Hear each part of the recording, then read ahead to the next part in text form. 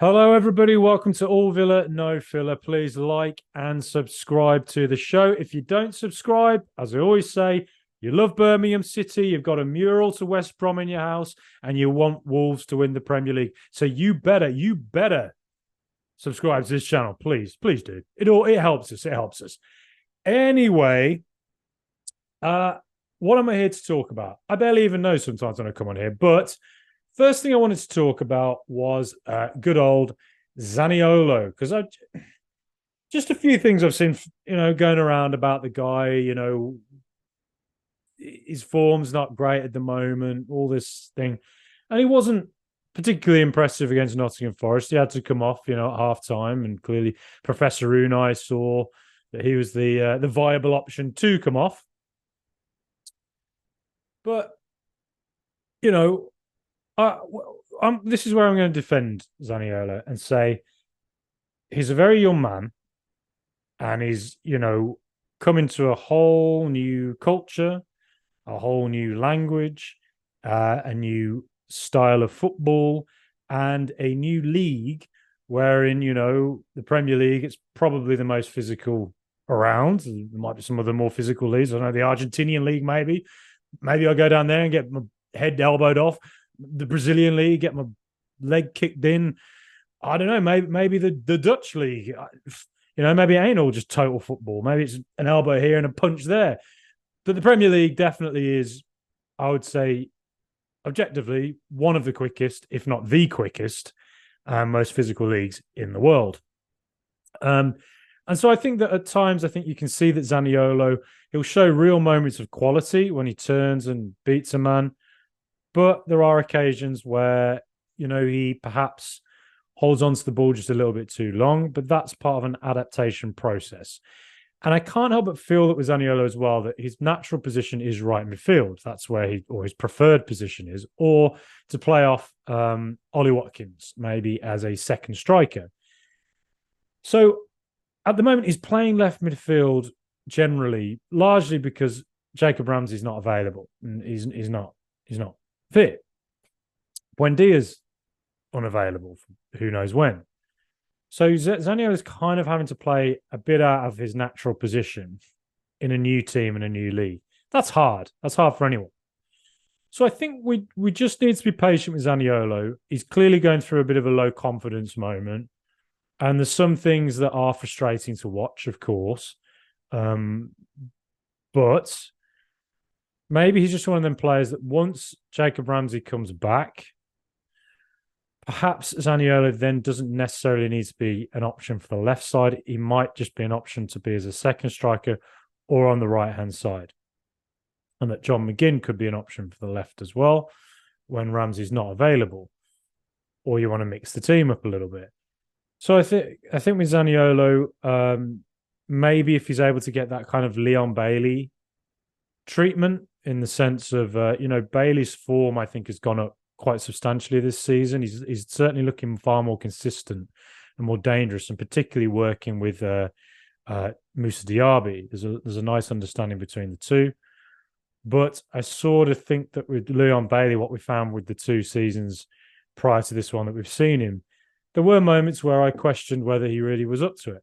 There were moments where I questioned, can he do it in the Premier League? Or do we just need to cut our losses and let him go? Unai Emery clearly has always believed in the guy. Firstly, he kept him around in the summer, and all the way through last season, even when Bailey wasn't on form, he kept playing him. I think this season, Bailey has come alive because he's not necessarily been relied on as the man, like, you have to be the man right now to get the goals or to get the assists going, That pressure's more on Diaby and Ollie Watkins, and Leon Bailey can come in to supplement that. And it's actually suiting him because he's coming in with 30 minutes, being more of an impact player, and he's getting goals and assists. And so when he does feature, he's far more confident and he looks more consistent. I think that was always the question with Bailey, wasn't it? Can he ever find that consistency? And I think he's finding that consistency this season. It's taken him time, a bit longer than we'd want. But the reason I bring that up is because I relate that maybe to Zaniolo and just think, be patient with him. Emery is consistently playing him. Yes, there are frustrations and the things I don't love watching, but that's part of his development process in a new league, in a new system, and in effectively quite a new position compared to what he's played in before. So let's just be patient. And I think that maybe when Ramsey comes back, Zaniolo can then be a bit more of a squad player to just settle in a bit more, come on for half an hour as an impact player. And once he gets his goal, as I'm sure it will come, or an assist, maybe then he'll go confidence-wise to a higher level. I always said that was what was going to happen with Jacob Ramsey. He eventually got his goal against Arsenal, his first goal, brilliant finish, and he just went from strength to strength after that, didn't he? After showing great signs before that. Leon Bailey, he gets a goal and an assist against Everton this season, and his confidence has gone up ever since. And with Zaniolo, I think we probably just have to sort of try and be a bit more patient with him in that sense. Now, what else did I want to talk about? Well, I'm going to bring it up right now. Just looking at my phone here, just to get the message up. Lots of WhatsApps I've missed. Sorry about that. So, Dion Dublin, one of my favourite Villa players. I love Big Dion. I never disagree with him when he talks about football generally, and I rarely disagree with him when it comes to homes under the hammer, what he thinks should happen with housing and all that kind of thing. Good for you, Big Dion. I love you, top man. But this weekend there was an occasion, a rare occasion, in which I had to disagree with Big Dion, and I'm seeing it, spreading across Villa Twitter a bit. So, something worth commenting on. He said on Match of the Day, after Villa lost 2-0 to Nottingham Forest, it was that Villa's HighLine for me is absolutely ridiculous. They've been brilliant of late. Let's get it right. One of the form teams, and Emery's done great. But when you play a HighLine a yard from the halfway line, you're going to be in trouble more often than not. Well, Big Dion's going to know more about football than I'll ever know. But this is one occasion where I'm going to disagree with him, I think. The HighLine certainly has some vulnerabilities, of course it does. And people have talked about Liverpool's HighLine for a very long time. Liverpool, let's say when Villa beat Liverpool 7-2, we were endlessly exposing their HighLine. And there have been games in which Liverpool's HighLine has been caught out. And people have got in behind Trent. That's why England don't like to pick Trent, because they see him as a bit of a vulnerable spot, in a more, a team that tends to sit back more, which is why they probably picked Dan James more so, a right back from Chelsea. But Liverpool like to be ball dominant. They like to put a team under a lot of pressure. And that HighLine is it's part of not just their defensive shape, but it's also part of their attack. It's win the ball back high up, be more intense. And I think that, Liverpool kind of show the way with it in that when they do lose the ball high up, they tend to be, the Klopp teams are so intense, and they give you barely any seconds to breathe, right? Luton did a great job against Liverpool this weekend in a 1-1 draw. And Luton's goal came from a breakaway in which, guess what? The HighLine got caught out. So that is going to happen to teams who play that style. It just is.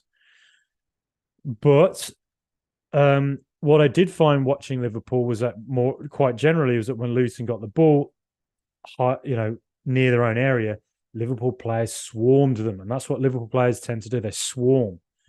And I think Villa against Nottingham Forest, we were quite casual and we were not great. If we lost the ball, we weren't great at winning it back high up against Forest.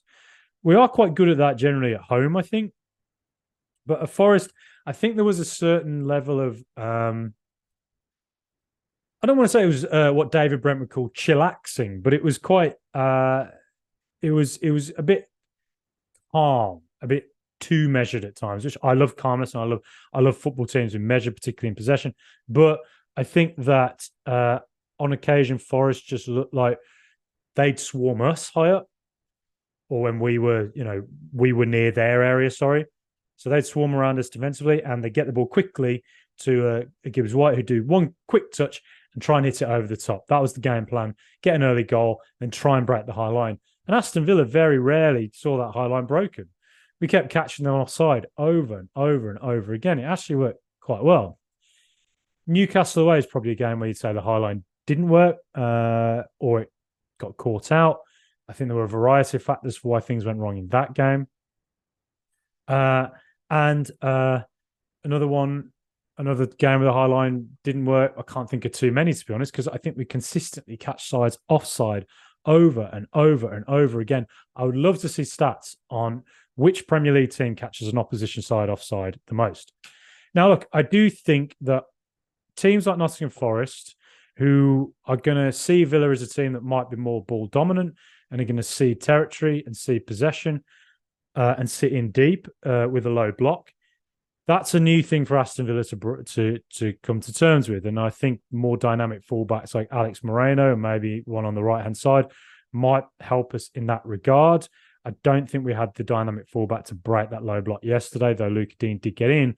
I still don't think his final ball is always, I think it's a bit predictable. And I think Moreno's is less predictable.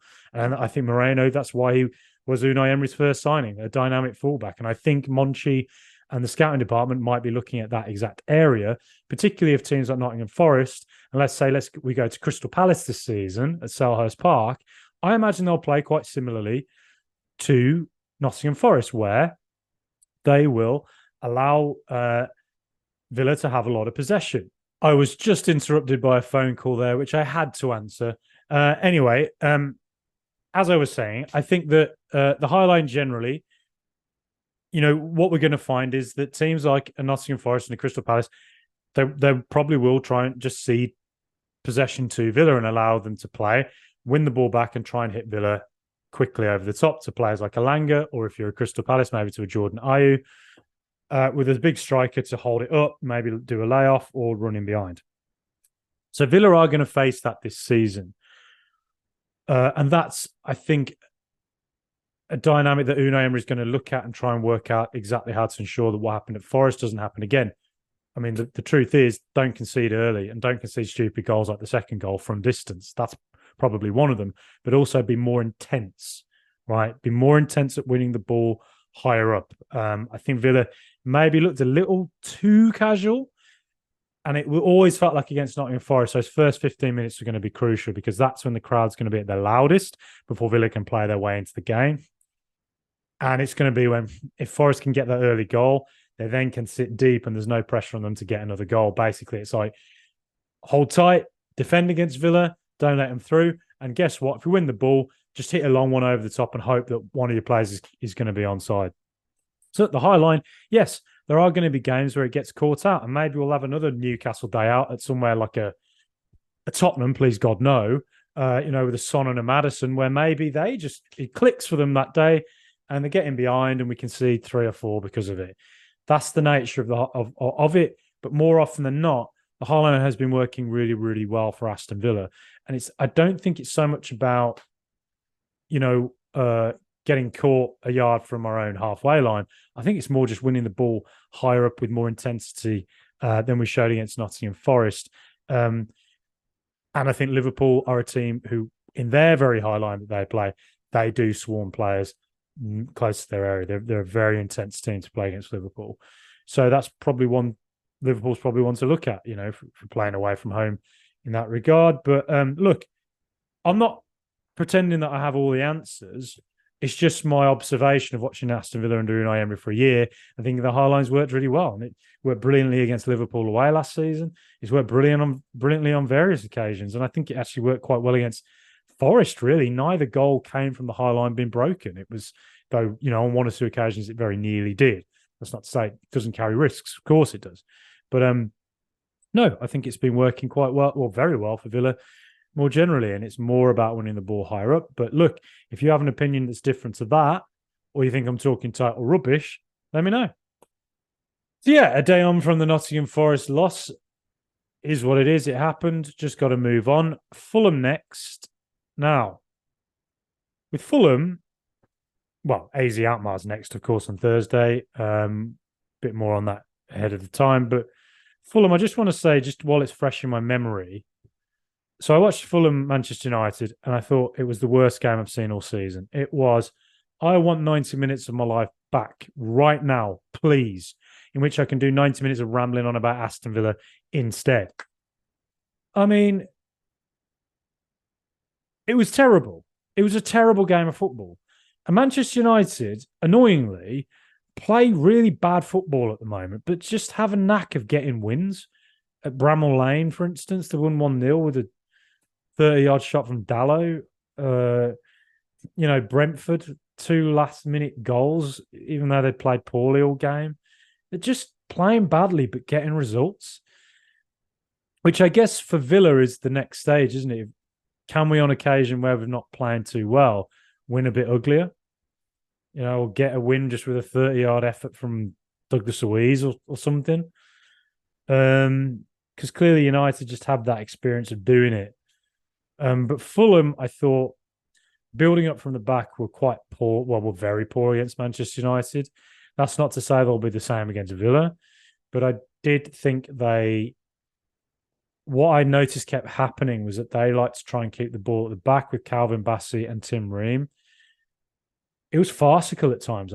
Anytime Manchester United put them under any kind of intense pressure, which was quite rare, surprisingly, but anytime they tried to do that, Fulham generally lost the ball, gave it away in dangerous positions.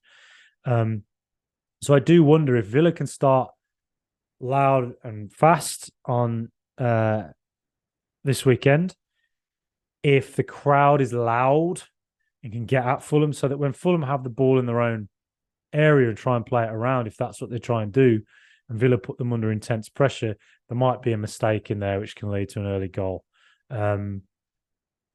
I just was surprised at Fulham. Their build-up play was really poor, I thought. But that's, again, like I said, it's not to say that they'll be the same this weekend. What I imagine might happen, because, Silva's a decent, pragmatic coach, is that Fulham might just sit back, be a bit like a Forest, defensively sharp, and then look to hit Villa on the counter by winning the ball deep. Quick ball up to a Willian who they think might be running in deep, who might then try and cut inside and play a ball back to someone like a João Palhinha running in, or pull it across to Jimenez or Harry Wilson, someone like that. That's what I think their game plan will be. Villa will be ball dominant, almost certainly. But, Silva teams are good when they defend. And, though I think they were terrible against Manchester United building up from the back, that they might take a different approach against Villa this weekend. But I do think if they try and play it around in their own half, Villa, if they can be intense and win the ball back quickly, or put them under pressure in difficult positions, particularly their defenders who aren't as confident on the ball, well then, there's chances to be had in that way. Tottenham did it against them, and Man United did it against them.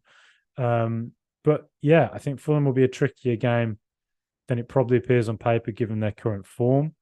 I think they're defensively a good side. João Palhinha is super player.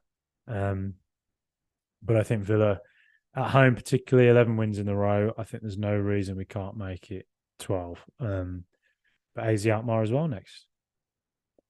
Win that, seems like we're through, doesn't it, in the Conference League? I think AZ were very poor against us. First 60 minutes, then they changed the shape and the players, and they became more effective. So I again, don't write off AZ. I think Villa, again, will most likely be more ball dominant. But like I say, AZ might just be a little bit better. Might have learned a few lessons from when we beat them or gave them a hide in a few weeks ago. So, don't write off AZ either. But there's me rambling on. That's enough from me. Hope you enjoyed it. Let me know your thoughts. Please like and subscribe. Up the mighty Villa.